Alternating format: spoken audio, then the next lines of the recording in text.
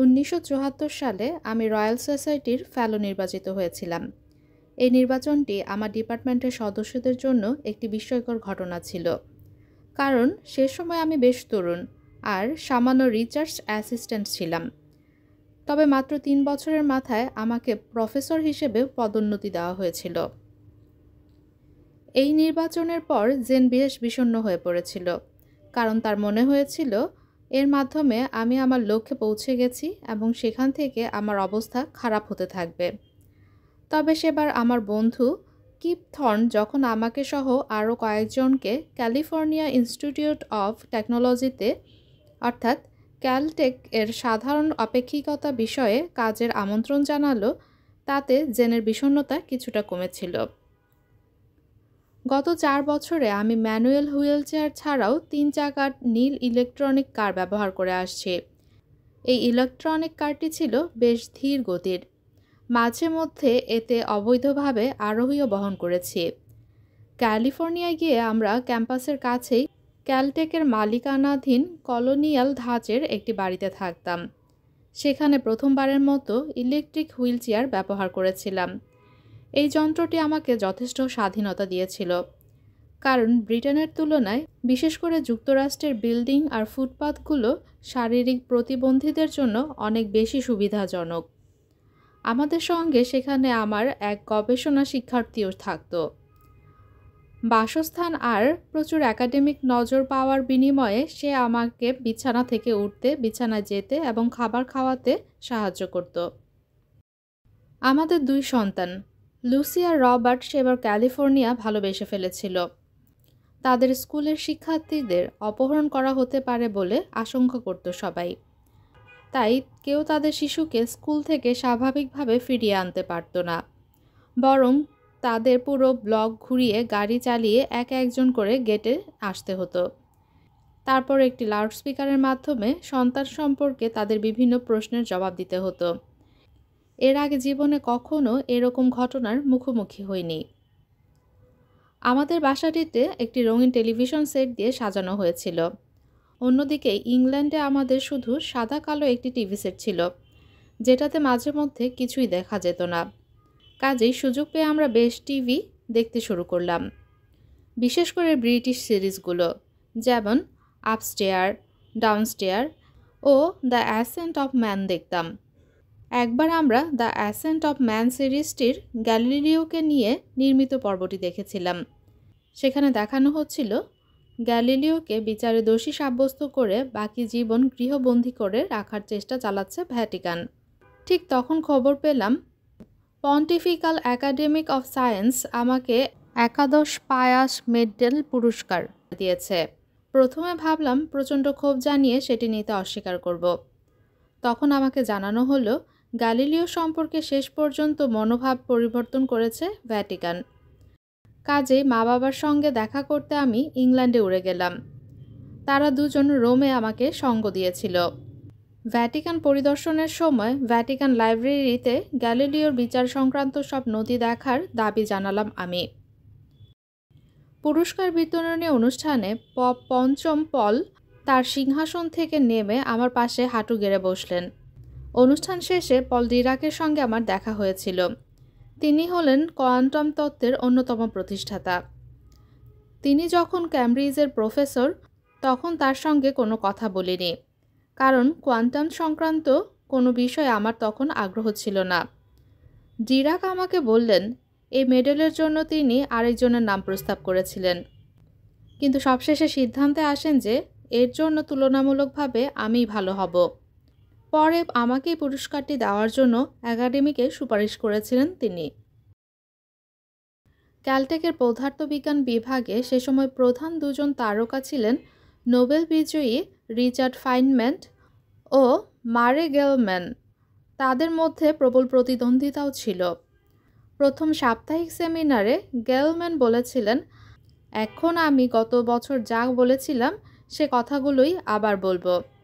এই কথা শুনে ফাইনম্যান উঠে দাঁড়ালেন এবং গটগট করে সেখান থেকে হেঁটে চলে গেলেন। এরপর গ্যানম্যান বললেন, যাক, উনি চলে গেছেন, তাহলে আমি আসলে যা বলতে চাচ্ছিলাম এখন সেগুলো বলতে পারি। কণা পদার্থবিদ্যার জন্য সেটি ছিল সত্যিই খুবই রোমাঞ্চকর সময়। স্ট্যানফোর্ডে নতুন চার্ম পার্টিকেল মাত্রই আবিষ্কৃত হয়েছে, আর এই আবিষ্কারে গেলম্যানের তত্ত্ব প্রতিষ্ঠিত করতে সহায়তা করছিল। তার তত্ত্ব মতে প্রোটন আর নিউট্রন আরও 3টি মৌলিক কণা দিয়ে গঠিত, যাদের নাম কোয়ার্ক। ক্যালটেকে থাকা অবস্থায় আমি কিনথর্নের সঙ্গে বাজি ধরলাম যে সিগনাস X1 নামের যুগল নক্ষত্র ব্যবস্থায় কোনো কৃষ্ণগহ্বর নেই। সিগনাস X1 হল এক্স রশ্মির এমন এক উৎস যেখানে সাধারণ নক্ষত্র তার বাইরের স্তর হারিয়ে অদৃশ্য ঘনবদ্ধ কোনো সঙ্গীর দিকে চলে যাচ্ছে। পদার্থগুলো যখন ওই অদৃশ্য সঙ্গীর দিকে যাচ্ছে তখন সেটি একটি সার্পিলাকার গতি তৈরি করছে এবং খুবই উত্তপ্ত হয়ে এক্স-রে রশ্মি নিঃসরণ করছে। এই বাজিতে আমি হেরে যাওয়ার আশা করছিলাম, কারণ কৃষ্ণগহ্বরের পেছনে অনেক বড় ধরনের বুদ্ধিবৃত্তি নিয়োগ করেছিলাম আমি। কিন্তু যদি দেখা যায় যে সেখানে কোনো কৃষ্ণগহ্বর নেই, তাহলে অন্তত বাজি জেতার সান্ত্বনা হিসেবে 4 বছর প্রাইভেট আই ম্যাগাজিনটি পেতে থাকব। অন্যদিকে কিপ থর্ন জিতে গেলে তিনি 1 বছর পেন্টহাউস ম্যাগাজিনটি পেতে থাকবেন। এই বাজি ধরার পরের বছর সেখানে কৃষ্ণগহ্বর থাকার বেশ জোরালো প্রমাণ পাওয়া গেল। কাজে আমি হার স্বীকার করে কিপ থর্নকে পেন্টহাউসের 1 বছরের গ্রাহক বানিয়ে দিয়েছিলাম। অবশ্য তাতে তার স্ত্রী বেশ বেজার হয়েছিলেন। ক্যালিফোর্নিয়া থাকার সময় ডন পেজ নামের ক্যালটেকের এক গবেষণা শিক্ষার্থীর সঙ্গে কাজ করতাম। ডনের জন্ম আলাস্কার এক গ্রামে এবং সেখানেই তার বেড়ে ওঠা। সেখানে তার বাবা মা স্কুল শিক্ষকতা করেন। ওই গ্রামে ইনুইট সম্প্রদায়ের বাইরের মানুষ বলতে ছিলেন তারা শুধু 3 জনেই। সে ছিল ইভানজেলিক খ্রিস্টান। ক্যামব্রিজে আমাদের সঙ্গে থাকতে এসে সে আমাকে ওই সম্প্রদায়ে ধর্মান্তরিত করতে সর্বোচ্চ চেষ্টা করেছিল। সকালে নাস্তার সময় আমাকে প্রতিদিন বাইবেলের গল্প পড়ে শোনাতো সে। কিন্তু তাকে আমি বলতাম, মায়োরৌকা থাকার সময় থেকেই আমি বাইবেল সম্পর্কে বেশ ভালোভাবে জানি, কারণ বাবা আমাকে একসময় বাইবেল পড়ে শোনাতেন। বাবা ধর্মে বিশ্বাসী ছিলেন না, তবে তিনি মনে করতেন রাজা জেমসের বাইবেলটি সাংস্কৃতিকভাবে গুরুত্বপূর্ণ। ডন আর আমার গবেষণার বিষয় ছিল কৃষ্ণগহ্বর থেকে কোনো বিকিরণ নিঃসরণ কিভাবে পর্যবেক্ষণ করা সম্ভব। এই বিকিরণের ভবিষ্যৎবাণী করেছিলাম আমি নিজেই। সূর্যের ভরের সমান একটি কৃষ্ণগহ্বর থেকে আসা বিকিরণের তাপমাত্রা প্রায় 1 কেলভিনের 10 লাখ ভাগের 1 ভাগ হতে পারে, যা পরম শূন্য তাপমাত্রার কিছুটা উপরে থাকে। কাজেই তা একটি মাইক্রোওয়েভ কসমিক ব্যাকগ্রাউন্ড রেডিয়েশন বা অতি ক্ষুদ্র তরঙ্গের মহাজাগতিক পটভূমি বিকিরণের মাধ্যমে বিলীন হয়ে যায়। কারণ মহাজাগতিক পটভূমি বিকিরণের তাপমাত্রা 2.7 কেলভিন। তাই মহাবিস্ফোরণ থেকে হয়তো খুবই ছোট আকারে কৃষ্ণগহ্বরের অবশেষ থাকতে পারে। একটি পর্বতের সমান ভরের একটি আদিম কৃষ্ণগহ্বর গামা রশ্মি বিকিরণ করতে পারে। এখন হয়তো তার সূচনাকালের বেশিরভাগ ভর বিকিরণ করে তার জীবনকাল শেষ হয়ে গেছে। গামা রশ্মির পটভূমি বিকিরণের মাধ্যমে আমরা এ ধরনের প্রমাণ খুঁজতে লাগলাম, কিন্তু তার কোনো চিহ্ন পাওয়া গেল না। এইরকম ভরের কৃষ্ণগহ্বরের জন্য আমরা ঘনত্বের সর্বোচ্চ সীমা নির্ধারণ করতে পেরেছিলাম।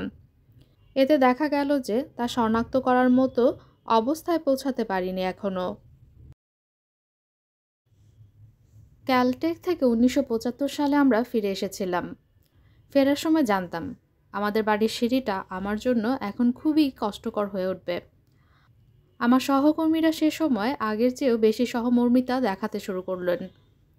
ফলে আমার কলেজের মালিকানাধীন বিশাল এক ভিক্টোরিয়ান ধাঁচের বাড়ির নিচতলার এক অ্যাপার্টমেন্ট বরাদ্দ পেলাম। ওই বাড়িটি এখন ভেঙে সে জায়গায় আমার নামে শিক্ষার্থীদের থাকার জায়গা বানানো হয়েছে। আমাদের অ্যাপার্টমেন্টটা ছিল একটা বাগানের ভেতর। বাগানটির রক্ষণাবেক্ষণ করতেন কলেজের এক মালি। শিশুদের সঙ্গে তিনি বেশ চমৎকার ব্যবহার করতেন। শুরুতে আমি ইংল্যান্ডে ফিরে যেতে তেমন ইচ্ছুক ছিলাম না, কারণ আমেরিকার সঙ্গে তুলনা করলে ওখানে সব কিছুই ছিল সংকীর্ণ আর বাধা নিষেধে ঘেরা। সেখানকার পুরো ভূদৃশ্য সে সময় ডাচ এলম রোগে মৃত গাছে বিক্ষিপ্ত অবস্থায় ছিল। অন্যদিকে পুরো দেশ মেতেছিল ধর্মঘটে। তবে নিজের গবেষণার সফলতা এবং 1979 সালে আমাকে গণিতের লুকাসিয়ান প্রফেসর হিসেবে নির্বাচিত করার কারণে আমার মেজাজ ভালোই ছিল। এককালে এই পদে দায়িত্ব পালন করেছিলেন স্যার আইজ্যাক নিউটন ও পল ডিরাক। 1979 সালে কর্সিকায় এক ভ্রমণের পর আমাদের তৃতীয় সন্তান টিমের জন্ম হয়। সেবার কর্সিকায় এক সামার স্কুলে বক্তৃতা দিতে গিয়েছিলাম। এরপর জেন আগের চেয়েও বিষণ্ণতার আচ্ছন্ন হয়ে উঠল। তার আশঙ্কা হচ্ছিল আমি বুঝি শীঘ্রই মারা যাব। সে এজন্য এমন কাউকে কাছে পেতে চাচ্ছিল যিনি আমার মৃত্যুর পর তাকে ও আমার সন্তানদেরকে ভার পোষণ করবেন এবং তাকে বিয়েও করবেন। এসব সমস্যা মেটাতে স্থানীয় এক গির্জার মিউজিশিয়ান ও অর্গান বাদক জোনাথন জোন্সকে খুঁজে পেয়েছিল সে। আমাদের অ্যাপার্টমেন্টে তাকে একটা ঘরও দিয়েছিল জেন। এ ব্যাপারে শুরুতেই আমার আপত্তি জানানো উচিত ছিল, কিন্তু শীঘ্রই মারা যাব বলে আমারও আশঙ্কা ছিল, আর আমার মৃত্যুর পর আমার সন্তানদের সহায়তার জন্য কাউকে প্রয়োজন বলে মনে করছিলাম। ক্রমেই আমার অবস্থার অবনতি হতে লাগলো। আমার অসুখের একটি লক্ষণ ছিল দীর্ঘায়িত শ্বাসকষ্ট হওয়া সহ মূর্ছা যাওয়া।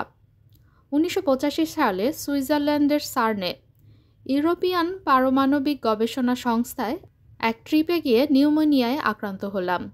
তড়িঘড়ি করে প্রাদেশিক এক হাসপাতালে আমাকে ভর্তি করিয়ে ভেন্টিলেটরে রাখা হলো। হাসপাতালের চিকিৎসকরা ভেবেছিলেন আমি বোধহয় আর নেই। এক পর্যায়ে তারা ভেন্টিলেটর সরিয়ে সেখানেই আমার জীবনের ইতি ঘটাতে চাইলেন, কিন্তু তা করতে দিতে রীতিমতো অস্বীকার করে বসলে জেন। আমাকে এয়ার অ্যাম্বুলেন্সে উড়িয়ে ক্যামব্রিজের আদেনব্রুক হাসপাতালে ভর্তি করিয়েছিল সে। আমাকে আগের অবস্থায় ফিরিয়ে আনতে সেখানকার চিকিৎসকেরা সর্বোচ্চ চেষ্টা করেছিলেন। শেষ পর্যন্ত আমার ট্র্যাকিওটমি অর্থাৎ শ্বাসনালীতে অস্ত্রোপচার করতে বাধ্য হয়েছিলেন তারা। এই অপারেশনের অনেক আগেই আমার কথাবার্তা অস্পষ্ট হয়ে গিয়েছিল। সেজন্য আমাকে যারা ভালোমতো জানতেন শুধু তারাই আমার কথা বুঝতে পারতেন। তারপরেও অন্তত অন্যদের সঙ্গে যোগাযোগ চালিয়ে যেতে পারতাম। আমার সেক্রেটারিকে নির্দেশনা দিয়ে বৈজ্ঞানিক গবেষণাপত্রগুলো লিখতাম। আবার সেমিনারের সময় আমার পক্ষ থেকে একজন ইন্টারপ্রেনার থাকত। সে আমার কথাগুলোকে বুঝে আরও পরিষ্কারভাবে সবার সামনে পুনরাবৃত্তি করত।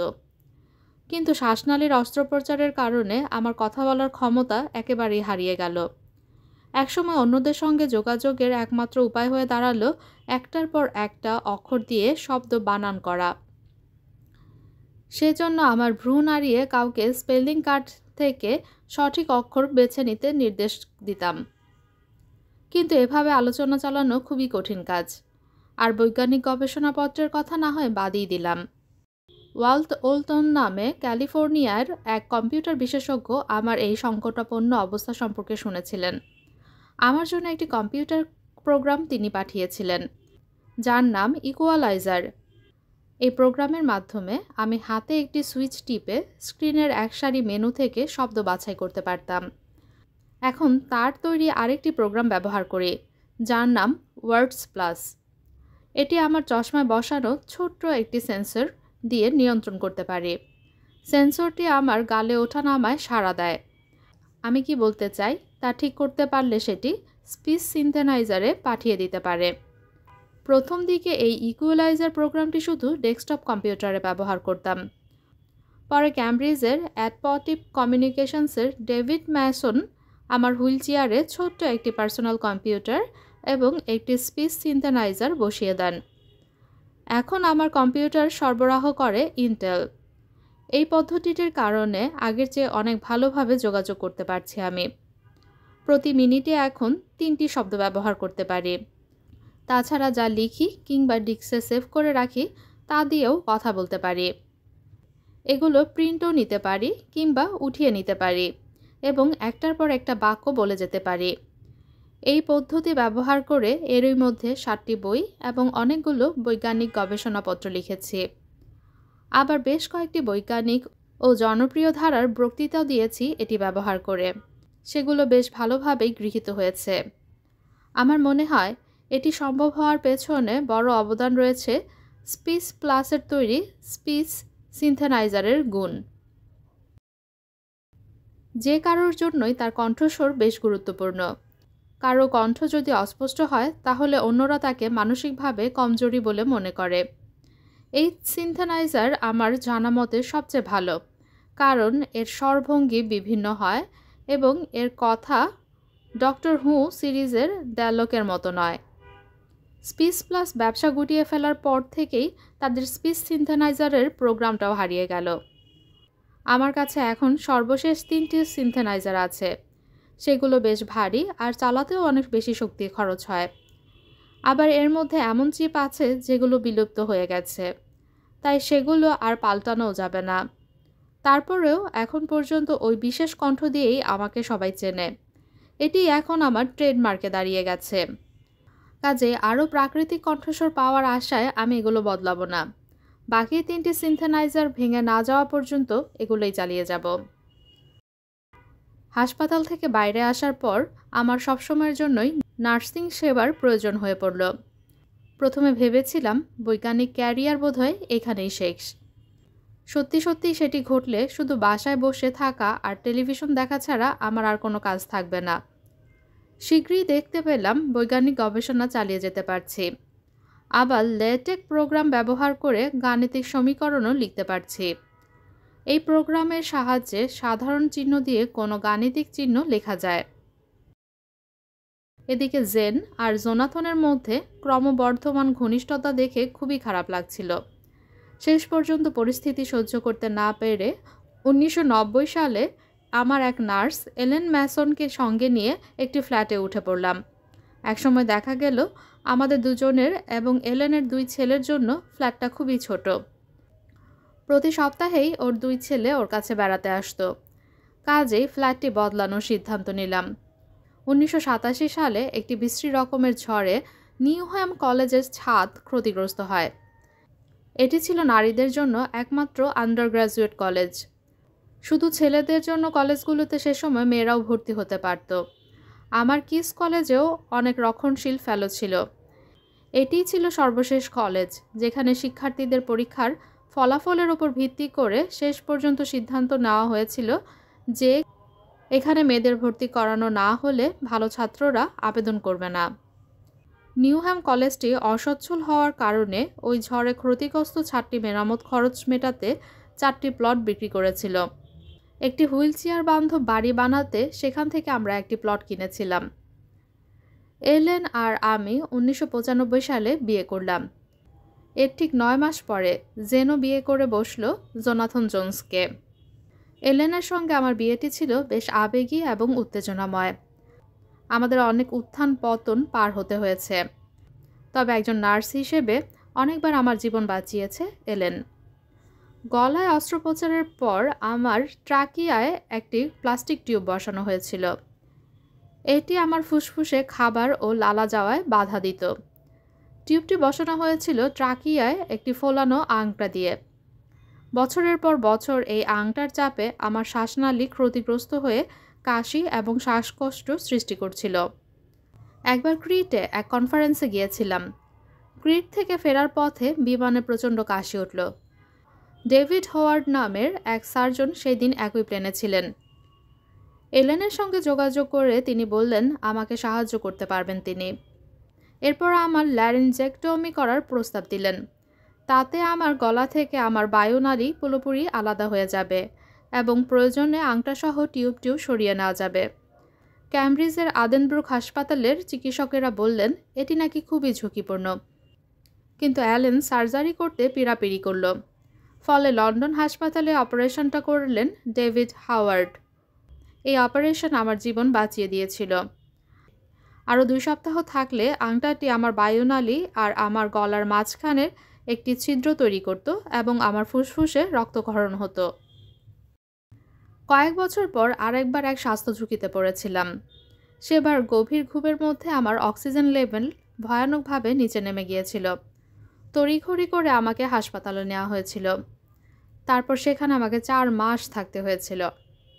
আস্তে আস্তে আমাকে একটি ভেন্টিলেটর বসিয়ে ছেড়ে দেওয়া হয়। এটা রাতের বেলা ব্যবহার করতাম। আমার চিকিৎসক অ্যালেনকে বলেছিল বাড়িতে গিয়ে হয়তো আমি মারা যাব। তারপরই চিকিৎসক পাল্টেছি। 2 বছর আগে থেকে প্রতিদিন 24 ঘন্টা ভেন্টিলেটর ব্যবহার করি। আমি দেখেছি এর কারণে শক্তি ফিরে পাই। এই ঘটনার 1 বছর পর বিশ্ববিদ্যালয়ের 800 বছর পূর্তি উপলক্ষে তার তহবিল সংগ্রহের ক্যাম্পেইনে আমাকে নিয়োগ করা হয়। আমাকে সান ফ্রান্সিসকোতে পাঠানো হয়েছিল। সেখানে 6 দিনে 5টি লেকচার দিয়েছিলাম। এতে খুবই ক্লান্ত হয়ে পড়েছিলাম। একদিন সকালে ভেন্টিলেটর খুলে ফেলার পর মারাই যাচ্ছিলাম। দায়িত্বরত নার্স ভেবেছিল আমি হয়তো ঠিকই আছি। আরেকজন নার্স এলেনকে তাড়াহুড়ো করে ডেকে না আনলে সেদিন হয়তো মারাই পড়তাম। সে এসে আমার চেতনা ফিরিয়ে এনেছিল। আমার এসব সংকট এলেনের ওপর বেশ মানসিক চাপ বাড়িয়ে দিয়েছিল। তাই 2007 সালে আমরা বিবাহ বিচ্ছেদ নেই। তার সঙ্গে বিচ্ছেদের পর এক হাউসকিপারের সঙ্গে এখন আমি একাই থাকি। Lucasian professor. ইংল্যান্ডের ক্যামব্রিজ বিশ্ববিদ্যালয়ের গণিতের প্রফেসরশিপের নাম লুকাসিয়ান চেয়ার অফ ম্যাথমেটিক্স। এই পদের দায়িত্বপ্রাপ্ত ব্যক্তিকে বলা হয় লুকাসিয়ান প্রফেসর। 1663 সালে ক্যামব্রিজ বিশ্ববিদ্যালয়ের পার্লামেন্ট সদস্য হেনরি লুকাসের নামে এই পদটি প্রতিষ্ঠা করা হয়েছিল। 1964 সালে তৎকালীন ব্রিটেনের রাজা দ্বিতীয় চার্লস এটিকে আনুষ্ঠানিকভাবে প্রতিষ্ঠিত করেন। একে বিশ্বের সবচেয়ে মর্যাদা সম্পন্ন একাডেমিক পদ হিসেবে বর্ণনা করেছে দ্য ডেইলি টেলিগ্রাফ। এই পদে দায়িত্ব পালন করেছেন আইজ্যাক নিউটন, চার্লস ব্যাবেজ, পল ডিরাক, স্টিফেন হকিং সহ আরও অনেকে। আইজ্যাক নিউটন সর্বকালের সবচেয়ে প্রভাবশালী বিজ্ঞানীদের মধ্যে একজন। তার লেখা প্রিন্সিপিয়াকে বলা হয় চিরায়ত গতিবিদ্যার ভিত্তি। তার আবিষ্কৃত গতির সূত্র এবং সার্বজনীন মহাকর্ষ পরবর্তী 300 বছর ভৌত মহাবিশ্ব সম্পর্কিত বিজ্ঞানীদের দৃষ্টিভঙ্গিকে প্রভাবিত করে গেছে। মহাবিশ্ব সম্পর্কে জনপ্রিয় ধারার একটি বই লেখার চিন্তা প্রথম এসেছিল 1982 সালে। এই ইচ্ছার পেছনে আংশিক কারণটি ছিল আমার মেয়ের স্কুলের বেতন পরিশোধের জন্য টাকা আয় করা। কিন্তু ভাগ্যের পরিহাস, বইটি যখন প্রকাশিত হলো ততদিনে আমার মেয়ে স্কুলের শেষ বছরে পৌঁছে গেছে। বইটি লেখার আরেকটি প্রধান কারণ হলো মহাবিশ্ব সম্পর্কে যেভাবে আমাদের উপলব্ধি হলো সেটি আমি কতটুকু অনুভব করি তা এতে ব্যাখ্যা করতে চেয়েছিলাম। অর্থাৎ মহাবিশ্ব ও তার ভেতরের সব কিছু ব্যাখ্যা করতে সক্ষম কোনো পূর্ণাঙ্গ তত্ত্ব আমরা কিভাবে আবিষ্কার করতে পারবো সেটি ব্যাখ্যা করতে চেয়েছিলাম আমি। ভেবেছিলাম বইটি লিখতে আমাকে যদি সময় ও শ্রম দিতেই হয় তাহলে সেটি সর্বোচ্চ মানুষের কাছে পৌঁছাক, এটাই ছিল চাওয়া। আমার লেখা আগের তাত্ত্বিক বইগুলো প্রকাশ করেছিল ক্যামব্রিজ ইউনিভার্সিটি প্রেস। ওই প্রকাশ বেশ ভালোই করেছিল, তবে আমার চাওয়া মতো তারা সাধারণ পাঠকের বাজারে পৌঁছাতে পেরেছিল বলে মনে হয় না। কাজেই আল জ্যাকম্যান নামে এক সাহিত্য বিষয়ক এজেন্টের দ্বারস্থ হলাম। আমার সঙ্গে তাকে পরিচয় করিয়ে দেওয়া হয়েছিল এক সহকর্মীর শ্যালক হিসেবে। আমার বইটির প্রথম অধ্যায়ের খসড়া তার হাতে তুলে দিয়েছিলাম। পরে তাকে বললাম, বিমানবন্দরের বইয়ের দোকানগুলোতে বিক্রি হবে এমন ধরনের বই লিখতে চাই আমি। জবাবে তিনি জানালেন, তেমনটি ঘটার সুযোগ নেই। আমার বইটি শিক্ষাবিদ ও শিক্ষার্থীদের মধ্যে ভালো বিক্রি হতে পারে বটে, কিন্তু এই ধরনের বই জেফ্রি আচারের জনপ্রিয় রাজ্যের ধারের কাছেও ভিড়তে পারবে না। জাকারম্যানকে আমার বইয়ের প্রথম খসড়া জমা দিতে গিয়েছিলাম 1984 সালে। তিনি বেশ কজন প্রকাশকের কাছে সেটা পাঠিয়েছিলেন। আমাকে নর্টন নামের যুক্তরাষ্ট্রের এক অভিজাত বই প্রকাশ সংস্থার কাছ থেকে প্রস্তাব নেওয়ারও সুপারিশ করেছিলেন। তবে সেটি না করে আমি ব্যান্টাম বুকস থেকে একটি প্রস্তাব গ্রহণের সিদ্ধান্ত নেই। জনপ্রিয় ধারার বইয়ের বাজারে এই প্রকাশনীটি বেশ পরিচিত। অবশ্য বিজ্ঞানের বই প্রকাশের ক্ষেত্রে ব্যান্টামের তেমন নামডাক ছিল না, কিন্তু তাদের বইগুলো বিমানবন্দরের বইয়ের দোকানগুলোতে সহজলভ্য ছিল। সম্ভবত ব্যান্টাম তাদের প্রকাশক পিটার গুজারডির কারণে আমার বইটির ব্যাপারে আগ্রহ দেখিয়েছিল। কাজটি তিনি বেশ গুরুত্বের সঙ্গেই করেছিলেন। বলতে গেলে আমার কাছ থেকে বইটি আরও নতুন করে লিখে নিয়েছিলেন তিনি। এর পেছনে তার উদ্দেশ্য ছিল বিজ্ঞানী নয়, এমন সাধারণ মানুষও যাতে বইটি পড়ে বুঝতে পারে। তিনি নিজেও ছিলেন এ দলে। প্রতিবার তাকে এক একটি অধ্যায় নতুন করে লিখে পাঠাতাম। ওদিকে তিনি তার আপত্তির দীর্ঘ তালিকা এবং প্রশ্নের পর প্রশ্ন জুড়ে দিয়ে সেগুলো আমার কাছে ফেরত পাঠাতেন, যাতে ওই অংশগুলো আমি আরও স্পষ্টভাবে লিখি বা ব্যাখ্যা করি। এভাবে একসময় ভাবলাম এই প্রক্রিয়া বোধহয় আর কখনোই শেষ হবে না। কিন্তু এখন বুঝি তিনি আসলে ঠিক কাজটি করেছিলেন, কারণ এর ফলে সবশেষে বইটি অনেক ভালো হয়েছিল। নিউমোনিয়ায় আক্রান্ত হওয়ার কারণে বই লেখায় বাধা পেয়েছিলাম। এই অসুখে আক্রান্ত হয়েছিলাম সার্নে থাকতে। আমাকে বিশেষ একটি কম্পিউটার প্রোগ্রাম না দেওয়া হলে বইটি শেষ করা হয়তো অসম্ভব হতো। প্রোগ্রামটি বেশ ধীর গতির ছিল। তখন আমি চিন্তাও করতাম ধীরে ধীরে, কাজেই আমার সঙ্গে বেশ ভালোভাবেই সেটি মানিয়ে নিয়েছিল। এই প্রোগ্রাম ব্যবহার করেই পিটারের পরামর্শ মতো প্রথম খসড়াটি প্রায় সম্পূর্ণ নতুন করে লিখতে পেরেছিলাম। পাণ্ডুলিপিটি পরিমার্জনা করতে সাহায্য করেছিলেন ব্রায়ান উইট নামের আমার এক ছাত্র। একসময় জ্যাকব ব্রনস্কির TV series the ascent of the man আমার খুবই ভালো লাগত। এখন এ ধরনের আবেদনময় শিরোনামের আর অনুমতি নেই। আদিম অসভ্য অবস্থা থেকে মাত্র 15,000 বছর আগে বর্তমান অবস্থায় আসতে পেরেছি।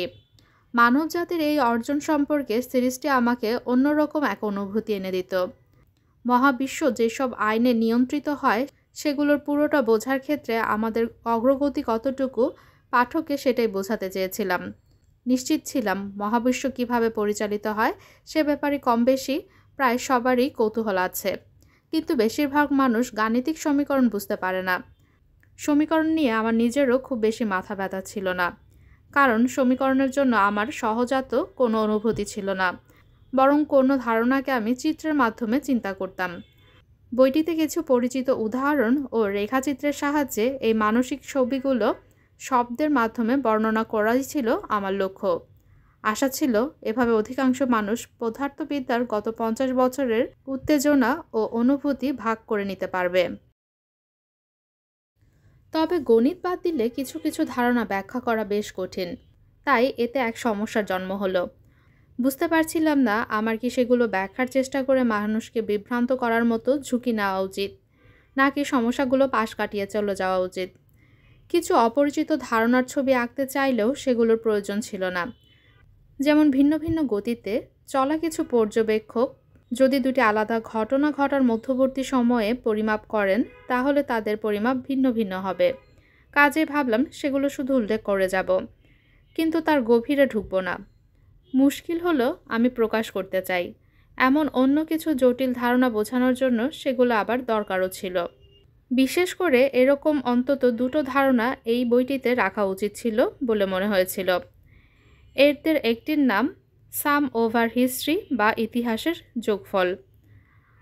এই ধারণা মতে মহাবিশ্বের জন্য কোনো একক ইতিহাস নেই, বরং মহাবিশ্বের জন্য সম্ভাব্য প্রতিটি ইতিহাসের স্তূপ রয়েছে। এই ইতিহাসই প্রত্যেকটি সমানভাবে বাস্তব। এই কথার অর্থ যাই করা হোক না কেন। আরেকটি হলো কাল্পনিক সময়ের ধারণা। গাণিতিকভাবে ইতিহাসের যোগফল বোঝার জন্য এটি জরুরি।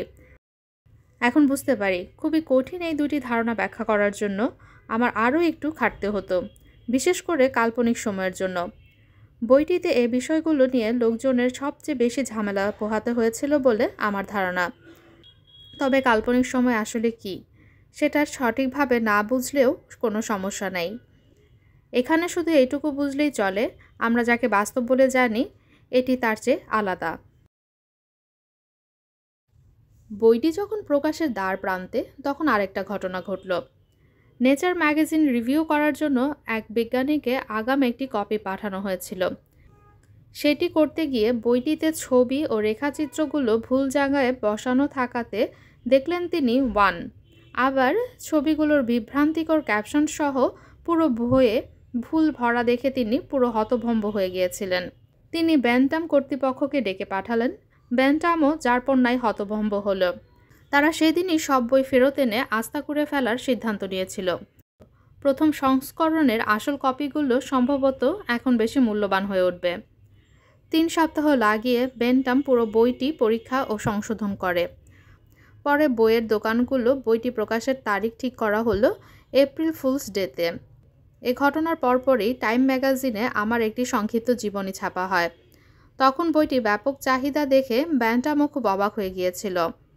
দ্য নিউ ইয়র্ক টাইমসে এটি টানা 147 সপ্তাহ বেস্ট সেলারের তালিকায় ছিল, আর লন্ডন টাইমসে রেকর্ড ভেঙে বেস্ট সেলারের তালিকায় ছিল 237 সপ্তাহ। এখন পর্যন্ত বইটি বিশ্বের 40টি ভাষায় অনূদিত হয়েছে, আর বিশ্বব্যাপী 1 কোটিরও বেশি কপি বিক্রি হয়েছে। আসলে আমি বইটির শিরোনাম দিয়েছিলাম from big bang to black holes, a short history of time, কিন্তু আমার সম্পাদক পিটার শর্ট শব্দটিকে পরিবর্তন করে রাখেন ব্রিফ। এটি ছিল আসলে জিনিয়াসদের আচরের মতো। বইটির সফলতার পেছনে নিঃসন্দেহে এটি ভূমিকা রেখেছিল। ব্রিফ হিস্ট্রি শিরোনামে বাজারে অনেকগুলো বই ছিল, এমনকি a brief history of time বা সুগন্ধি গুল্ম নামেও একটি বই আছে। কথায় বলে, অনুকরণ হচ্ছে প্রশংসা করার সবচেয়ে বিশ্বস্ত রূপ। প্রশ্ন হলো, অসংখ্য মানুষ এই বইটি কেন কিনেছেন? তাদের লক্ষ্যবস্তু আমি কি না তা নিশ্চিত হওয়া আমার জন্য বেশ কঠিন, তাই আমার ধারণা অন্যরা এ বিষয়ে কি বলে সেটিও জানা দরকার। আমি দেখেছি বেশিরভাগ রিভিউতে আমার পক্ষে লেখা হলেও সেগুলো অস্পষ্ট। সবার মধ্যে প্রায় একই ফর্মুলা অনুসরণ করার প্রবণতা ছিল, যেমন স্টিফেন হকিং গেহরিগস রোগে মার্কিন রিভিউর এই পরিভাষা ব্যবহার করা হয়েছিল, কিংবা মোটর নিউরন রোগে ব্রিটিশ রিভিউ আক্রান্ত। তিনি হুইল চেয়ারে বন্দী, কথা বলতে পারেন না এবং হাতের এক্স সংখ্যক আঙ্গুল নাড়াতে পারেন। ভুল আর্টিকেলের লেখক আমার সম্পর্কে যা পড়েছিলেন তা অনুসারে এখানে এক্সের মান 1 থেকে 3 পর্যন্ত উঠানামা করত বলে মনে হয়। তারপরও তিনি এই বইটি লিখেছেন সবার জন্য। সবচেয়ে বড় প্রশ্নটি নিয়ে, আমরা কোথা থেকে এলাম এবং কোথায় যাচ্ছি? হকিংয়ের উত্তরটি হলো, এই মহাবিশ্ব সৃষ্টিও করা হয়নি, একে ধ্বংসও করা হবে না, এটি চিরকাল এভাবেই আছে। এই ধারণাটি সূত্রবদ্ধ করতে হকিং কাল্পনিক সময়ের ধারণার অবতারণা করেছেন। সেটি আমার জন্য, রিভিউ লেখকদের জন্য বেশ কঠিন ছিল। তবু হকিং যদি সঠিক হন আর আমরা যদি পূর্ণাঙ্গ একটি একক তত্ত্ব আবিষ্কার করতে পারি, তাহলে আমরা সত্যি ঈশ্বরের মন বুঝতে পারব। প্রুফ দেখার সময় আমি প্রায় বইটির শেষ বাক্যটি বাদ দিতে চেয়েছিলাম। সেখানে লেখা ছিল, আমরা তাহলে ঈশ্বরের মন জানতে পারব। এই বাক্যটি কেটে দিলে বিক্রি হয়তো কমে অর্ধেকে নেমে আসতো। আমার ধারণা এর চেয়েও এক কাঠি সরেস আরেকটি আর্টিকেল ছাপা হয়েছিল লন্ডনের দৈনিক পত্রিকা দ্য ইন্ডিপেন্ডেন্টে।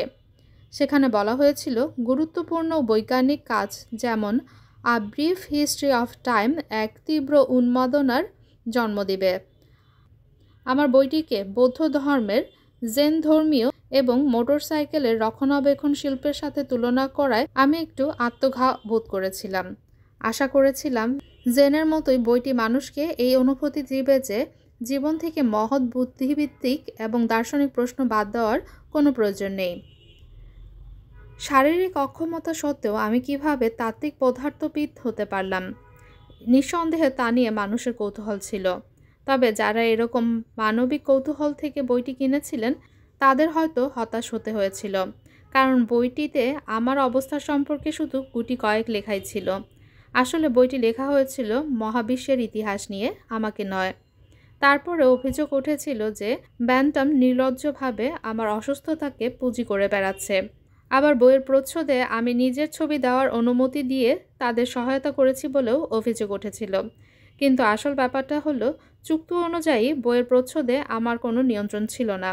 আমি শুধু বইটির মার্কিন সংস্করণে আমার যে সেকালের ছবি দেওয়া হয়েছিল তা পাল্টে ব্রিটিশ সংস্করণে একটু ভালো ছবি দিতে প্রকাশককে রাজি করিয়েছিলাম। তবে মার্কিন সংস্করণের প্রচ্ছদের ছবি ব্যান্টাম পরিবর্তন করতে পারবে না, কারণ তাদের বক্তব্য হলো মার্কিন জনগণ ওই ছবিটির জন্য এই বইটিকে সহজেই চিনতে পারে। অনেকেই বলে অনেক মানুষ বইটি কিনে না পড়েই তাদের বইয়ের তাকে বা কফি টেবিলে সাজিয়ে রাখেন। ঘটনা যে সত্য সেটা আমিও নিশ্চিত, কিন্তু এটা অধিকাংশ অন্য সিরিয়াস বইগুলোর ক্ষেত্রে ঘটে কি না তা জানি না। শুধু এটুকু জানি, অতি কষ্টে হলেও অন্তত কিছু মানুষ বইটি অবশ্যই পড়েছে, কারণ প্রতিদিনই এই বইটি সম্পর্কে আমি অসংখ্য চিঠি পাই। চিঠিতে অনেকেই প্রশ্ন করেন কিংবা বিস্তারিত মন্তব্য করেন। তাতে ইঙ্গিত পাওয়া যায় তারা পুরোটা না বুঝলেও বইটি অন্তত পড়েছেন। অনেক সময় রাস্তায় সাধারণ মানুষেরাও বারবার আমাকে অভিনন্দন জানিয়েছেন। আমি অবশ্যই অন্য লেখকদের চেয়ে আলাদা।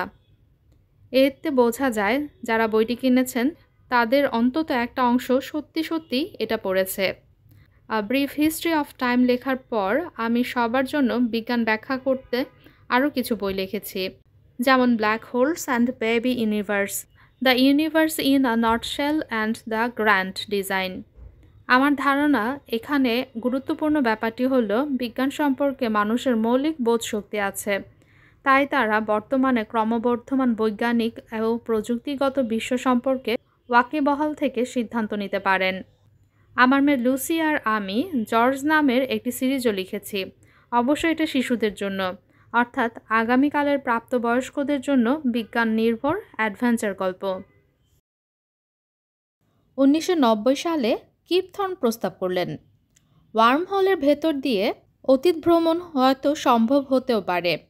সে কারণে আমি ভাবলাম পদার্থবিজ্ঞান টাইম ট্রাভেল বা সময় পরিবহন অনুমোদন করে কিনা তা খুঁজে দেখার এটাই উপযুক্ত সময়। সময় পরিবহন নিয়ে প্রকাশ্যে জল্পনা কল্পনা করা বেশ কিছু কারণে ছলচাতুরির আশ্রয় নেওয়ার মতো। খবরের কাগজে যদি খবর প্রকাশ করা হয় যে টাইম ট্রাভেল বিষয়ক গবেষণায় সরকার অর্থ বরাদ্দ দিয়েছে, তাহলে প্রথমত জনগণের টাকা নষ্ট হওয়ার প্রতিবাদে ঝড় শুরু হতে পারে, অথবা এই গবেষণা সামরিক কারণে গোপন রাখার দাবি উঠতে পারে। কারণ রাশিয়া কিংবা চীনের হাতের মুঠোয় যদি টাইম ট্রাভেলের প্রযুক্তি চলে যায় আর আমাদের কাছে যদি সেটি না থাকে, তাহলে আমরা নিজেদের কিভাবে রক্ষা করব? তখন হয়তো কমরেড স্টালিন বা মাওকে আবার ফিরিয়ে আনতে পারে তারা। পদার্থবিজ্ঞানীদের দলে বোকার মতো সাহসী বলতে কেবল আমরা কজনে আছি, যারা অনেকের কাছে গুরুত্বহীন এবং রাজনৈতিকভাবে ত্রুটিপূর্ণ বলে বিবেচিত কাজেও দ্বিধাবোধ করি না। তাই আমাদের আগ্রহের কেন্দ্রবিন্দুটি গোপন করতে আমরা তাত্ত্বিক পরিভাষা ব্যবহার করি, যেমন কণার আবদ্ধ ইতিহাস শব্দবন্ধকে টাইম ট্রাভেলের কোড হিসেবে ব্যবহার করি আমরা। সময় সম্পর্কে প্রথম বৈজ্ঞানিক ব্যাখ্যা দিয়েছিলেন স্যার আইজ্যাক নিউটন। সেটি ছিল 1689 সালের কথা। নিউটন একদা ক্যামব্রিজে লুকাসিয়ান চেয়ারের দায়িত্ব পালন করেছিলেন। সেটি এখন আমার দখলে। অবশ্য নিউটনের কালে এটি বৈদ্যুতিকভাবে চালিত হতো না। নিউটনের তত্ত্বে সময় ছিল পরম এবং তা অবিরাম বয়ে যেত। এখানে কোনো পেছনে ও আগের কোনো যুগে ফেরার মতো কিছু ছিল না। তবে আইনস্টাইনের সাধারণ আপেক্ষিকতা সূত্রবদ্ধ করার পর পুরো পরিস্থিতি পাল্টে গেল। কারণ সাধারণ আপেক্ষিকতায় স্থান কাল বক্র এবং মহাবিশ্বের বস্তু ও শক্তির প্রভাবে স্থানকাল বিকৃত হয়। অবশ্য তারপরেও সময় স্থানীয়ভাবে বাড়তে পারে, কিন্তু এতে স্থানকালের এত বেশি বেঁকে যাওয়ার সম্ভাবনা দেখা গেল যে কেউ চাইলে একটি পথে যাত্রা শুরু করার আগের মুহূর্তে ফিরে যেতে পারে। এরকম ঘটনা ঘটার একটি সম্ভাবনা অনুমোদন করে ওয়ার্মহোল। এটি স্থানকালের হাইপোথেটিক্যাল বা কাল্পনিক নল, যা হয়তো স্থান ও কালের ভিন্ন কোনো অঞ্চলের সঙ্গে সংযুক্ত। ধারণাটি এরকম: আপনি ওয়ার্মহোলের একটি প্রান্তে পা রাখলেন এবং ওয়ার্মহোলের আরেক প্রান্ত দিয়ে ভিন্ন কোনো জায়গায় এবং ভিন্ন কোনো সময়ে বেরিয়ে এলেন। ওয়ার্মহোলের অস্তিত্ব যদি সত্যি থাকে, তাহলে দ্রুততম মহাকাশ ভ্রমণের জন্য এটি হবে আদর্শ। আপনি হয়তো একটি ওয়ার্মহোলের ভেতর দিয়ে আমাদের ছায়াপথ বা গ্যালাক্সির অন্য কোনো প্রান্তে চলে গেলেন এবং ঠিক ডিনারের সময় আবার ফিরে এলেন। আবার এটাও প্রমাণ করা যায় যে ওয়ার্মহোলের অস্তিত্ব থাকলে তা ব্যবহার করে আপনি আপনার যাত্রার শুরুর আগের মুহূর্তে ফিরে আসতে পারবেন। তাহলে এটাও ভাবা যায় যে এভাবে নিজের প্রথম যাত্রাকে ঠেকাতে আপনি নিজের নভোযানকে আসল উৎক্ষেপণ কেন্দ্রে ধ্বংস করে দিতে পারবেন। এটি আসলে বহুল আলোচিত সেই গ্র্যান্ডফাদার প্যারাডক্সের আরেকটি সংস্করণ। গ্র্যান্ডফাদার প্যারাডক্সটা এমন: ধরা যাক আপনি অতীতে গিয়ে আপনার বাবার জন্মের আগেই নিজের দাদাকে খুন করে ফেললেন। তাহলে কি হবে? তাহলে কি আপনার বর্তমানের কোনো অস্তিত্ব থাকবে? যদি তা না হয়, তাহলে আপনার কোনো অস্তিত্বই থাকে না। তাই আপনি অতীতে গিয়ে আপনার দাদাকেও খুন করতে পারছেন না। নিঃসন্দেহে এটি একটি প্যারাডক্স। যদি বিশ্বাস করেন ইচ্ছেমতো সব কিছু করার স্বাধীন ইচ্ছা আপনার আছে এবং অতীতে গিয়ে আপনি ইতিহাস পরিবর্তনও করতে পারেন।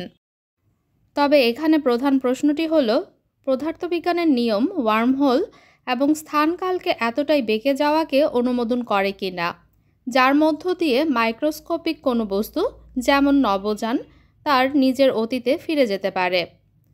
আইনস্টাইনের তত্ত্ব মতে একটি নভোযান অনিবার্যভাবে আলোর স্থানীয় বেগের চেয়ে কম বেগে যাবে।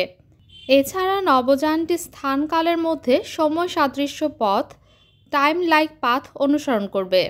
কাজেই প্রশ্নটিকে তাত্ত্বিকভাবে এভাবে বলা যায়, স্থানকাল কি সময়ের মতো কোনো আবদ্ধ বক্রতা স্বীকার করে, অর্থাৎ সময় সাদৃশ্য মতো বক্রতাগুলো কি তাদের সূচনা বিন্দুতে বারবার ফিরে আসতে পারে?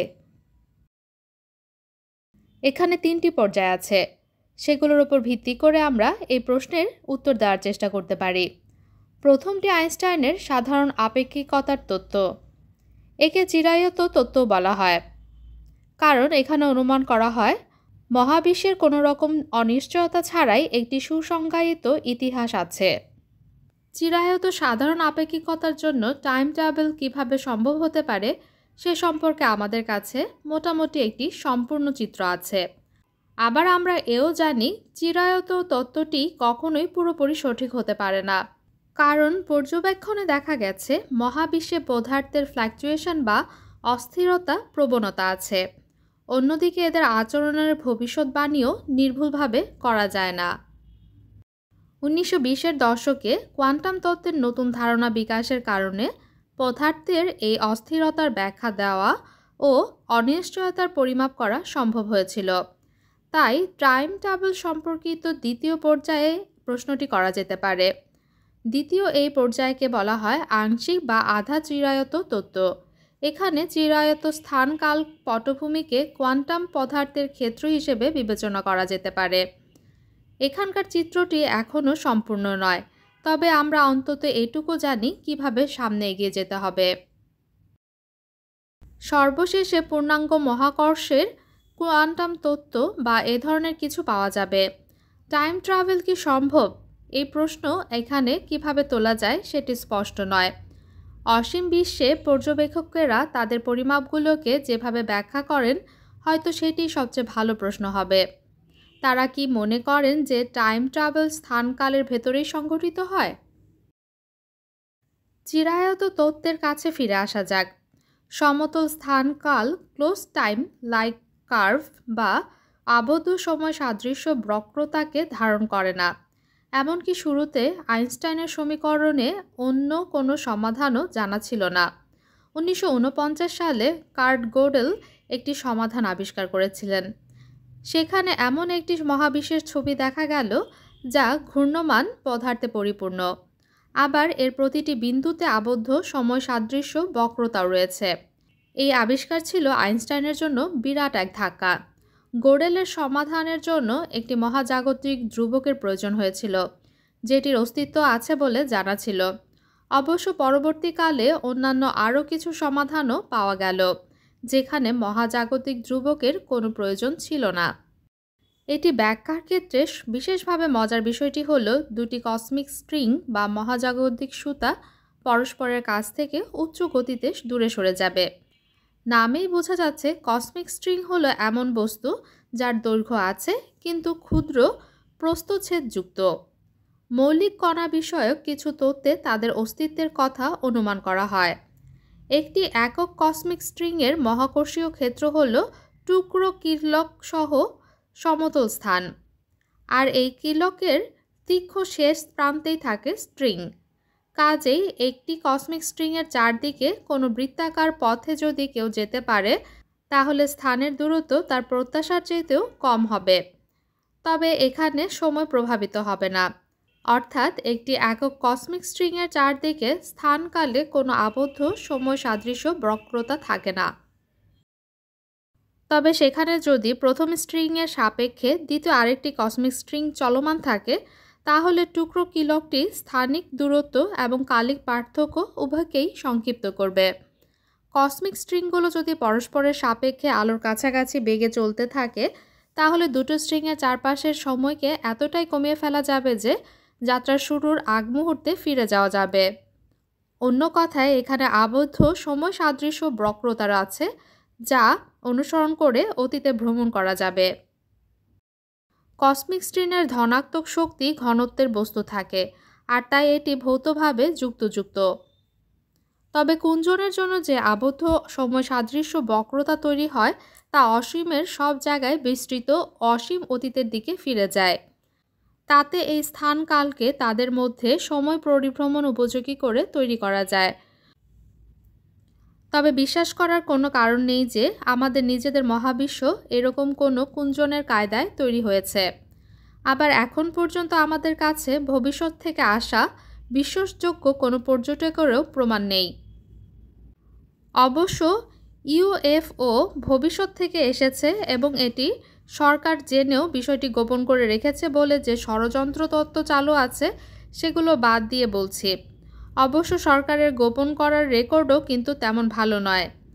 কাজেই এখান থেকে অনুমান করা উচিত যে ধ্রুব সময় এস এর কোনো পৃষ্ঠতলের অতীতের দিকে আবদ্ধ সময় সাদৃশ্য বক্রতার কোনো অস্তিত্ব নেই। তাহলে প্রশ্ন হলো, কোনো উন্নত সভ্যতা টাইম মেশিনের মতো কোনো যন্ত্র বানাতে পারবে কিনা? অর্থাৎ যন্ত্রটিকে স্থানকাল রূপান্তর করে এসের ভবিষ্যতের দিকে নিয়ে যাবে? তাতে আবদ্ধ সময় সদৃশ্য বক্রতা কি সসীম অঞ্চলে বিরাজ করবে? এখানে আমি একটি সসীম অঞ্চল বলছি, কারণ কোনো সভ্যতা যতই উন্নত হোক না কেন সেটি মহাবিশ্বের একটি সীমাবদ্ধ এলাকাকেই নিয়ন্ত্রণ করতে সক্ষম হবে বলে ধরে নেওয়া যায়। বিজ্ঞানের কোনো সমস্যা সঠিকভাবে বুঝতে পারাটা প্রায় তার সমাধানের প্রধান চাবিকাঠি। আর এক্ষেত্রে এটি ভালো একটি উদাহরণ। একটি সসীম টাইম মেশিন বলতে কি বোঝায় তা বর্ণনা করতে আমার শুরুর দিকের কিছু গবেষণার কাছে ফিরে যাব আমি। এর ভবিষ্যতের কোষী বিকাশ স্থানকালের বিন্দুগুলোকে সংজ্ঞায়িত করেছে আমি। এসে কি ঘটেছে তার উপর ভিত্তি করে এখানে ঘটনাগুলি পুরোপুরি নির্ধারিত হবে। অন্য কথায় এটি স্থানকালের সেই অঞ্চল যেখানে থেকে আসা প্রতিটি সম্ভাব্য পথ আলোর চেয়ে কম বেগে যাতায়াত করে। তবে উন্নত কোনো সভ্যতা থেকে একটি টাইম মেশিন বানাতে পারলে সেখানে ভবিষ্যৎ এসের দিকে আবদ্ধ সময় সাদৃশ্য বক্রতা সি থাকতে হবে। এসের ভবিষ্যতের ভেতরে সি বারবার আবর্তিত হতে থাকবে, কিন্তু এটি পেছন দিকে ফিরবে না এবং এসকে ছেদ করবে না। এর অর্থ দাঁড়ায় সি এর উপরের বিন্দুগুলো এস এর কোষী বিকাশের ভেতরে থাকবে না। কাজেই এস এর একটি কোষী দিগন্ত থাকবে, অর্থাৎ এমন একটি তল যা এস এর কোষী বিকাশের ভবিষ্যতের সীমানা। কিছু কৃষ্ণগহ্বর সমাধানে কিংবা অ্যান্টি ডি সিটার স্থানে কোষী দিগন্ত পাওয়া যায়। তবে এসব ক্ষেত্রে কোষী দিগন্ত গঠনকারী আলোকরশ্মিগুলো অসীমতায় বা পরম বিন্দুতে শুরু হয়। এই ধরনের কোষী দিগন্ত তৈরি করতে অসীমের সবটা পথ জুড়ে বক্র স্থানকাল বা স্থানকালে একটি পরম বিন্দু থাকতে হবে। অসীমের পথ জুড়ে বক্র স্থানকাল তাত্ত্বিকভাবে সবচেয়ে উন্নত সভ্যতার ক্ষমতার বাইরে, যা স্থানকালকে শুধু একটি সসীম অঞ্চলে বাঁকাতে পারে। উন্নত সভ্যতা যথেষ্ট পরিমাণ বস্তু একত্র করে একটি মহাকর্ষীয় সংকোচন ঘটাতে পারবে। এটি অন্তত চিরায়ত সাধারণ আপেক্ষিকতা অনুসারে একটি স্থানকালের পরম বিন্দু তৈরি করতে পারে। কিন্তু আইনস্টাইনের সমীকরণগুলো সিঙ্গুলারিটি বা পরম বিন্দুতে অকার্যকর হয়ে যায়। কাজেই কোষী দিগন্তে কী ঘটে তা কেউই অনুমান করতে পারবে না, বিশেষ করে যেখানে কোনো আবদ্ধ সময় সাদৃশ্য বক্রতা থাকে সেখানে এ ঘটনা ঘটে। কাজে টাইম ট্রাভেলের জন্য ভবিষ্যৎও অন্ধকার বলেই মনে হয়। আমার কি একে অন্ধভাবে সাদা বলা উচিত? শক্তি ভরবেগের টেনসরের কাঙ্ক্ষিত মান নির্ভর করে পটভূমির উপর অবস্থিত ক্ষেত্রগুলোর কোয়ান্টাম অবস্থার উপর। অনেকে হয়তোবা কল্পনা করতে পারে যে সেখানে কোয়ান্টাম অবস্থা এমনও হতে পারে যেখানে ঘটনা দিগন্তের উপর শক্তি ঘনত্ব সসীম, এবং এমনটি হওয়ারও উদাহরণ আছে। আপনি কিভাবে এই কোয়ান্টাম অবস্থা অর্জন করবেন কিংবা ঘটনা দিগন্ত অতিক্রম করার কোনো বস্তুর জন্য সেটি সুস্থির কিনা তা আমরা কেউ জানি না। কিন্তু এটি হয়তো উন্নত কোনো সভ্যতার হাতের মুঠোয় কখনো আসতে পারে। এটি এমন ধরনের প্রশ্ন যাকে উপহাস বা তাচ্ছিল্য না করেই পদার্থবিদদের আলোচনা করা উচিত। এমনকি কখনো যদি দেখা যায় যে টাইম ট্রাভেল অসম্ভব, তাহলে সেটি কেন অসম্ভব বোঝাটাও গুরুত্বপূর্ণ। আমরা মহাকর্ষের কোয়ান্টায়িত তত্ত্বের পুরোটা এখনও জানি না, তবে হয়তো আশা করা যায় শুধু প্লাঙ্ক দৈর্ঘ্যে 1 সেন্টিমিটারের 1 মিলিয়ন বিলিয়ন বিলিয়ন বিলিয়ন ভাগের 1 ভাগ দৈর্ঘ্য একটি আংশিক চিরায়ত তত্ত্বের চেয়ে আলাদা হবে। স্থানকালের পটভূমিতে কোয়ান্টাম ফ্ল্যাকচুয়েশন বা অস্থিরতা হয়তো ওয়ার্মহোল সৃষ্টি করতে পারে, আর এর মাধ্যমেই মাইক্রোস্কোপিক পরিসরে টাইম ট্রাভেল সম্ভব করে তুলতে পারে। কিন্তু সাধারণ আপেক্ষিকতা তত্ত্ব মতে মাইক্রোস্কোপিক বস্তুগুলো তাদের অতীতে ফিরে যেতে পারে না। এমনকি ভবিষ্যতে যদি অন্য কোনো তত্ত্ব আবিষ্কৃতও হয়, আমার মনে হয় তাতেও কখনো টাইম ট্রাভেল সম্ভব হবে না, কারণ তাই যদি হতো তাহলে এতদিনে আমাদের এখানে ভবিষ্যৎ থেকে আসা পর্যটকদের ভিড় লেগে যেত। ক্যালটেকে থাকার সময় আমরা সান্তা বারবারা ঘুরতে গিয়েছিলাম। জায়গাটা উপকূল ধরে 2 ঘন্টার পথ। সেখানে গিয়ে আমার বন্ধু ও সহযোগী জিম হার্টলের সঙ্গে কৃষ্ণগহ্বর থেকে কণারা কিভাবে নিঃসৃত হয় তা গণনার উপায় নিয়ে গবেষণা করেছিলাম। এই পদ্ধতিতে আমরা একটি কৃষ্ণগহ্বর থেকে বেরিয়ে আসতে থাকা কণাদের সম্ভাব্য সব কটি পথ যোগ করেছিলাম। এতে দেখা গেল একটি কৃষ্ণগহ্বর থেকে একটি কণা নিঃসৃত হওয়ার সম্ভাবনার সঙ্গে ওই কৃষ্ণগহ্বরে একটি কণার পড়ে যাওয়ার সম্পর্ক রয়েছে। কোনো উত্তপ্ত বস্তুর ক্ষেত্রে নিঃসরণ ও শোষণের যেমন সম্ভাবনা থাকে, এই বিষয়টিও অনেকটা সেরকম। এর মাধ্যমে আবারও প্রমাণ পাওয়া গেল যে কৃষ্ণগহ্বর এমনভাবে আচরণ করে যেন তাদের একটি তাপমাত্রা ও একটি এনট্রপি আছে, যা তাদের দিগন্ত এলাকার সমানুপাতিক। আমাদের এই গণনায় কাল্পনিক সময়ের ধারণা ব্যবহার করা হয়েছিল। এতে সাধারণ বাস্তব সময়ের সাপেক্ষে সময়ের দিকে সমকোণের বিবেচনা করা যেতে পারে। ক্যামব্রিজে ফিরে আমার প্রাক্তন 2 শিক্ষার্থী গ্যারি গিবসন ও ম্যালকম পেরির সঙ্গে এই ধারণাটিকে আরও সামনে এগিয়ে নিয়ে গিয়েছিলাম আমি। আমরা কাল্পনিক সময় দিয়ে সাধারণ সময়কে প্রতিস্থাপন করেছিলাম। একে বলা হয় ইউক্লিডিয়ান পদ্ধতি, কারণ এটি সময়কে স্থানের চতুর্থ দিক হিসেবে উপস্থাপন করে। এটি নিয়ে শুরুতে আমি ব্যাপক বিরোধিতার মুখে পড়েছিলাম, কিন্তু এখন কোয়ান্টাম মহাকর্ষের গবেষণা সর্বোত্তম উপায় বলেই সবাই এটি গ্রহণ করেছে।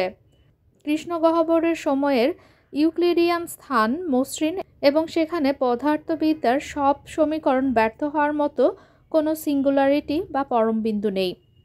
এতে পেনরোজ আর আমার উত্থাপিত সিঙ্গুলারিটি থিওরেমের মৌলিক সমস্যার সমাধান দিয়েছিল।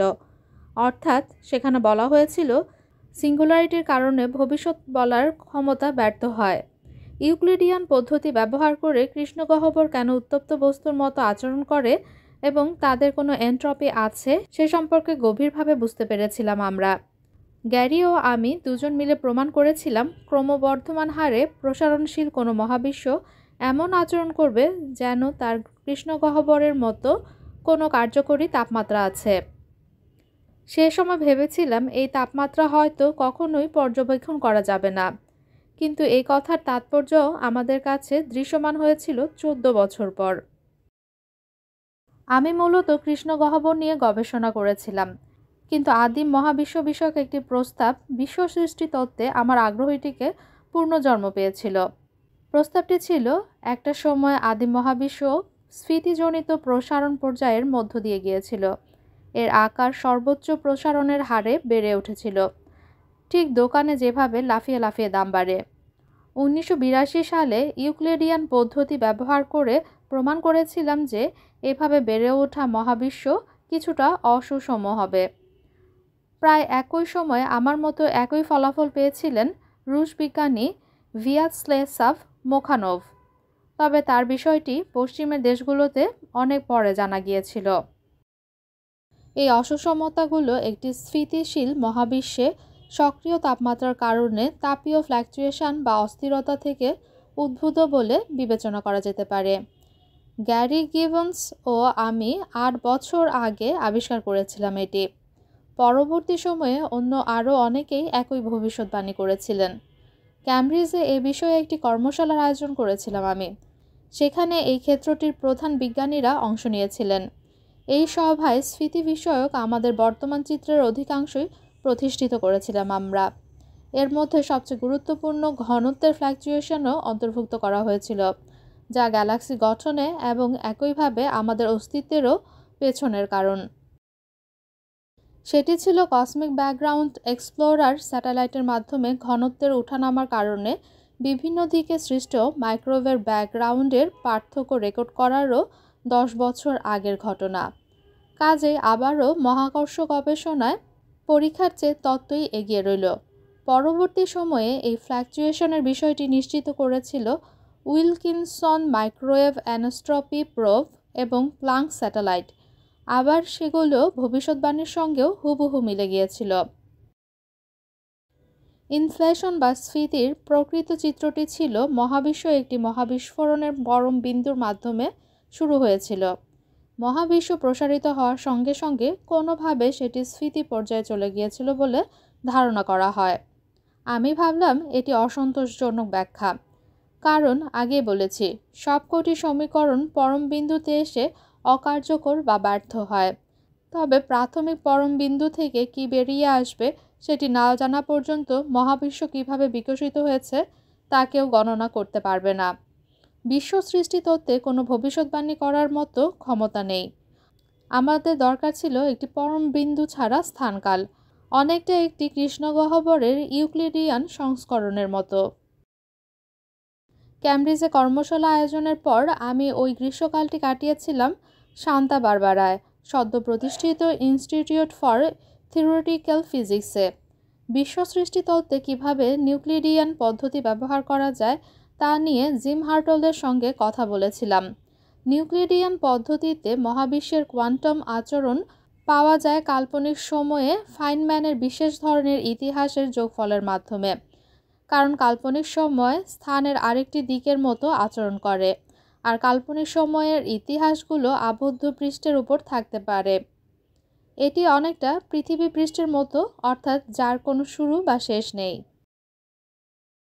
জিম আর আমি সিদ্ধান্ত নিয়েছিলাম বিভিন্ন শ্রেণীর মধ্যে এটি সবচেয়ে স্বাভাবিক নির্বাচন। সত্যি স্বাভাবিক নির্বাচন। আমরা সীমানাহীন নো বাউন্ডারি প্রস্তাবটি সূত্রবদ্ধ করেছিলাম। সীমানাহীন অর্থাৎ মহাবিশ্বের এমন সীমানা অবস্থা যা কোনো সীমানা ছাড়া আবদ্ধ।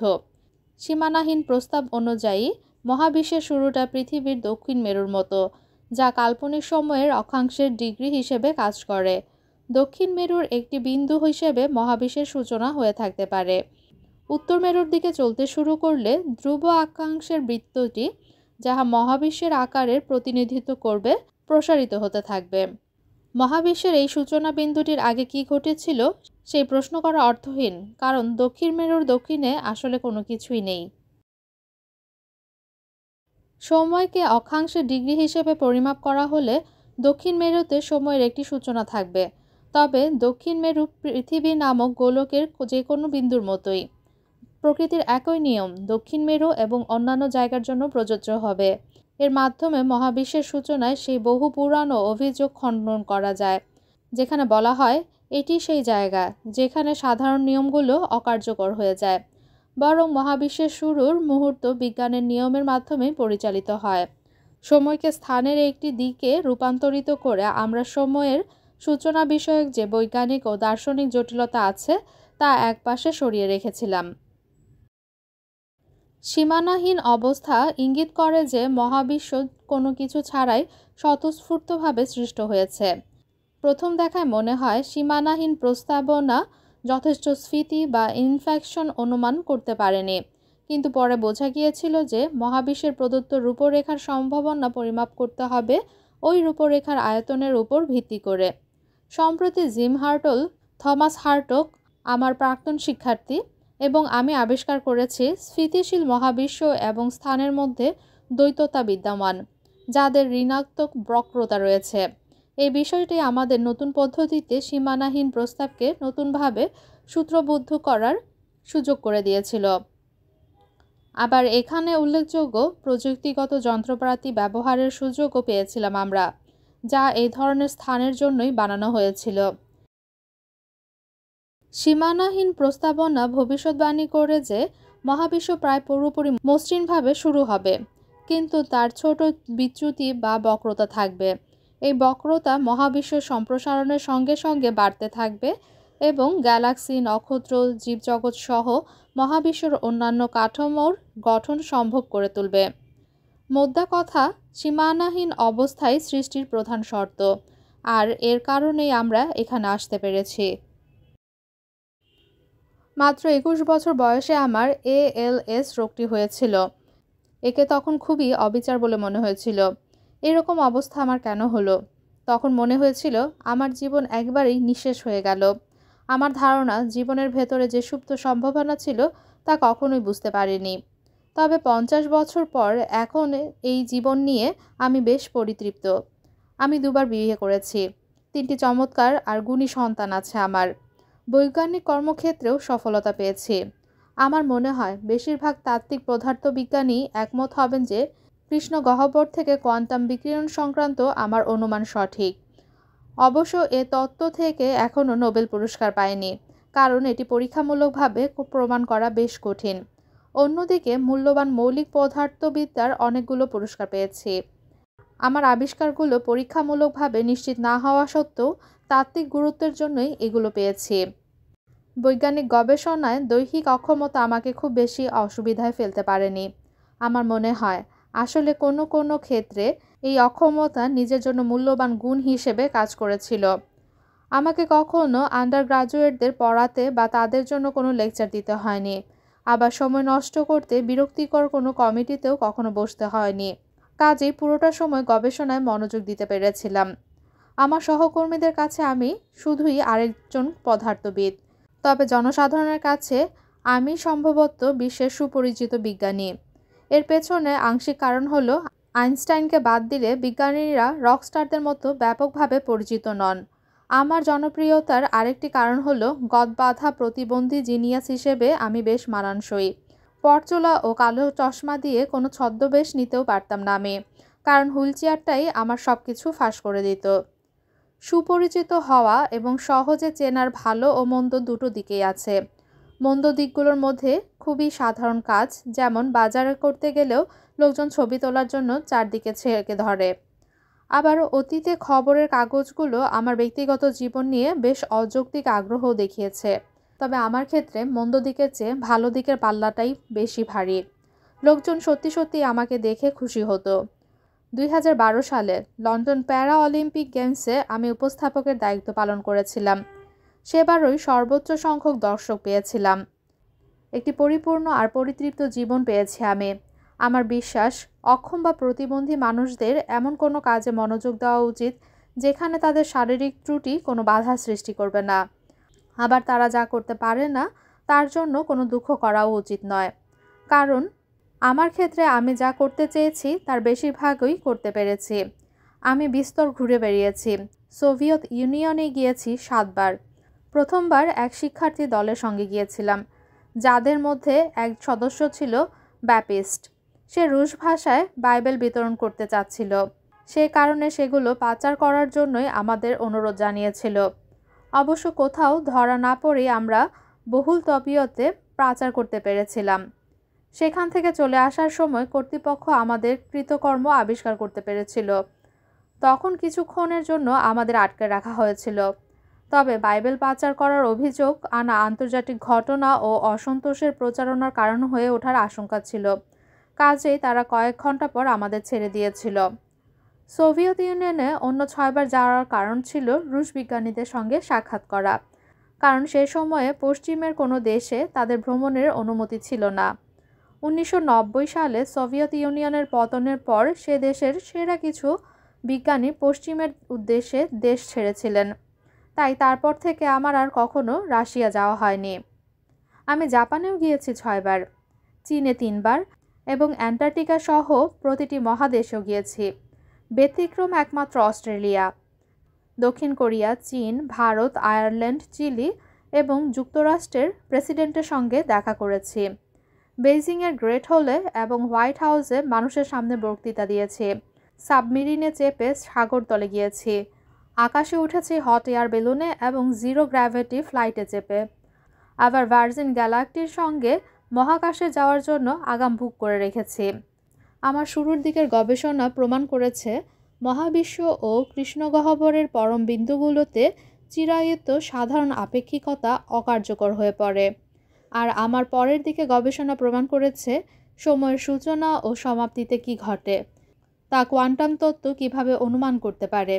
বেঁচে থাকা এবং তাত্ত্বিক পদার্থবিজ্ঞানের গবেষণার এই সময়টি ছিল আমার জন্য খুবই উপভোগ্য। বিপুল এই মহাবিশ্বকে উপলব্ধি করার ক্ষেত্রে আমি যদি কোনো কিছু যোগ করে থাকি তাহলে সেটি হবে আমার জন্য ভীষণ আনন্দের।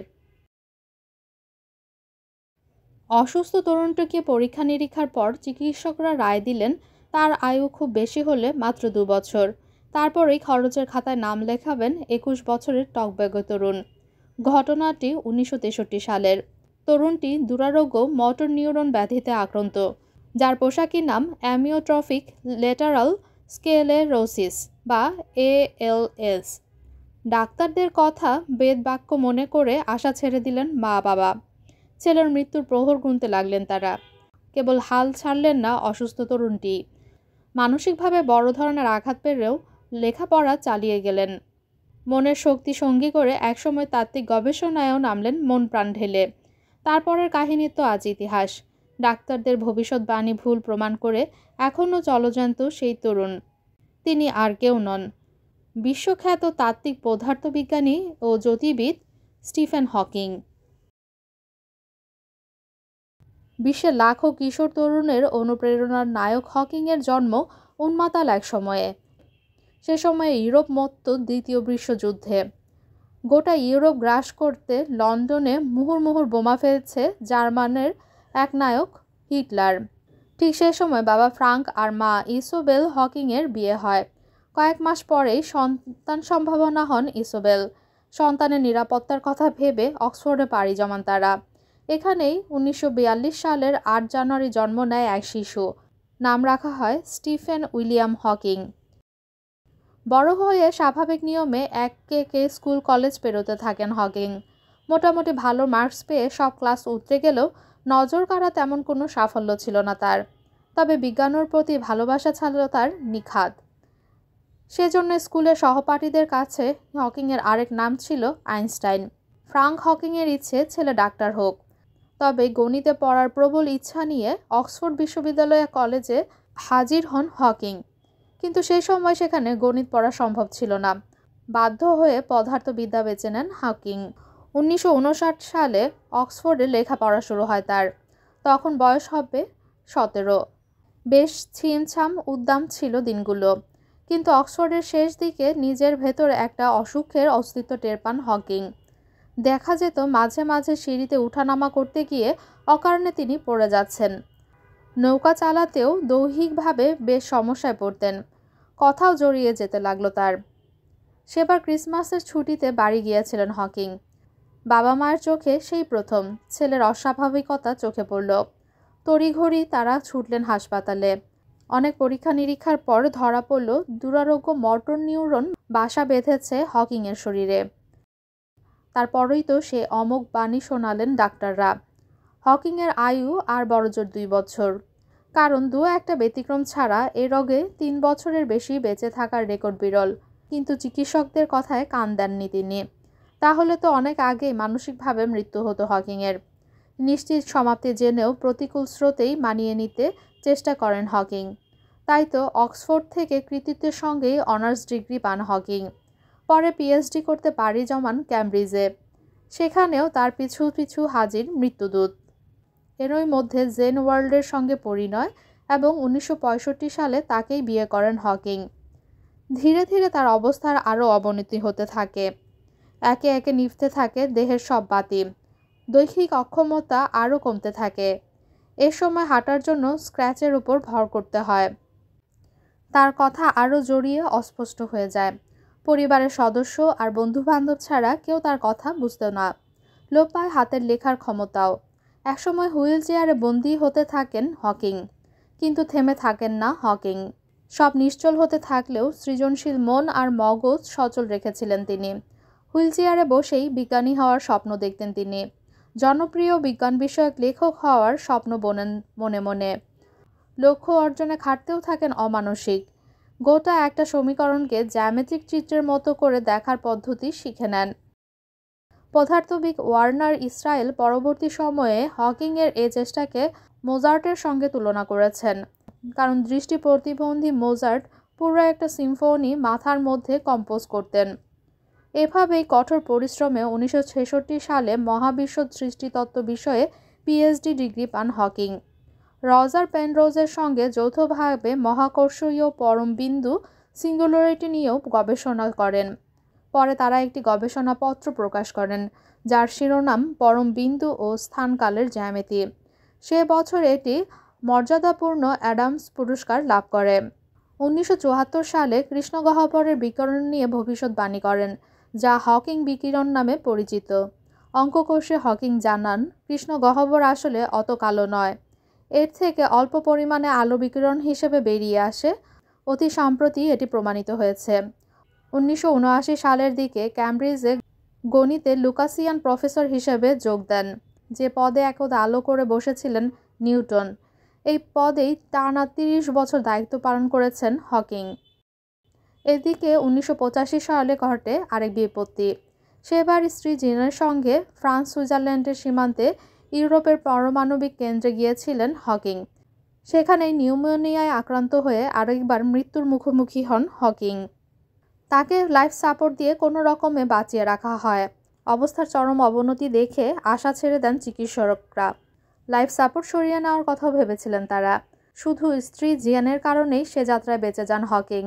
তবে কৃত্রিম শ্বাস প্রশ্বাসের ব্যবস্থা করতে গিয়ে গলায় ছিদ্র করে ট্রাকোটমি করতে বাধ্য হন। তাতে চিরতর বাকরুদ্ধ হন হকিং। মৃত্যুর সঙ্গে বেশ কিছুদিন নড়ে নিউমোনিয়া থেকে সুস্থ হন হকিং। তখন অন্যদের সঙ্গে যোগাযোগের প্রধান উপায় ছিল তার চোখের ভ্রুজোড়া। ওই দুটো নাড়িয়ে কাগজে লেখা কোনো অক্ষরের দিকে ইঙ্গিত করতেন হকিং। তবে ভাগ্যক্রমে 1986 সালে ইকুয়ালাইজার নামে এক কম্পিউটার প্রোগ্রাম পেয়ে যান তিনি। প্রোগ্রামটি বানিয়েছিলেন ওয়ার্ল্ড প্লাস নামের এক প্রতিষ্ঠানের প্রধান ওয়াল্টার ওল্টোজ। ওল্টোজের শাশুড়িও মোটর নিউরনে ভুগছিলেন, তার জন্যই তিনি এটি বানিয়েছিলেন। প্রোগ্রামটি ব্যবহার করে হকিং বেশ দ্রুতই অন্যদের সঙ্গে যোগাযোগ করতে পারলেন। শুধু একটা সুইচ টিপেই কোনো শব্দ বা শব্দগুচ্ছ কিংবা কোনো বর্ণ পছন্দ মতো বেছে নিতে পারতেন। সেটি সিনথেসাইজারের যান্ত্রিক কণ্ঠ তৈরি করত। তবে মুশকিল হলো, প্রোগ্রামটি বানানো হয়েছিল ডেস্কটপ কম্পিউটারের জন্য।